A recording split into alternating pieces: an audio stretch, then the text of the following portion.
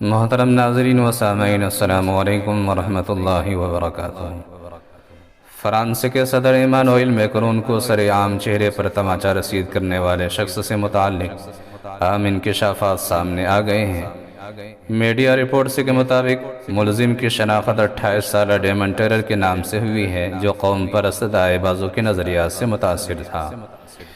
Demon terror قدیم martial arts سکھانے والے کلب سے وابستہ ہے اور روایتی تلوار بازی کا بھی شوقین ہے۔ وہ مقامی طور پر مارشل آرٹس کا کلب بھی چلاتا ہے۔ ملزم کو مزید ایک اور دن پولیس کی تفتیش میں رکھا جائے گا، جس کے بعد ممکنہ طور پر عوامی شخصیت پر حملے کا چارج لگایا جائے گا، جس کے تحت زیادہ سے زیادہ 3 سال قید اور 25,000 یورو جرمانہ ہو سکتا ہے۔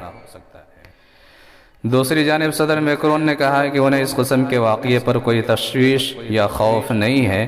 ایسے واقعات ہوتے رہتے ہیں اور وہ ان واقعات کی بنا پر اپنی سیکیورٹی کو لے کر پریشان نہیں ہے۔ جنوبی فرانس کے علاقے ڈروم پہنچنے پر فرانسیسی صدر بیریئر کے پیچھے موجود شہریوں سے ملاقات کر رہے تھے کہ اس دوران استقبال کے لیے موجود شہری نے ان کے چہرے پر تھپڑ دے مارا۔ ویڈیو میں دیکھا جا سکتا ہے کہ مذکورہ شخص ایک ہاتھ سے صدر کا ہاتھ مضبوطی سے تھامنے کے بعد انہیں اپنی طرف کھینچا اور دوسرے ہاتھ سے تماشا دے مارا۔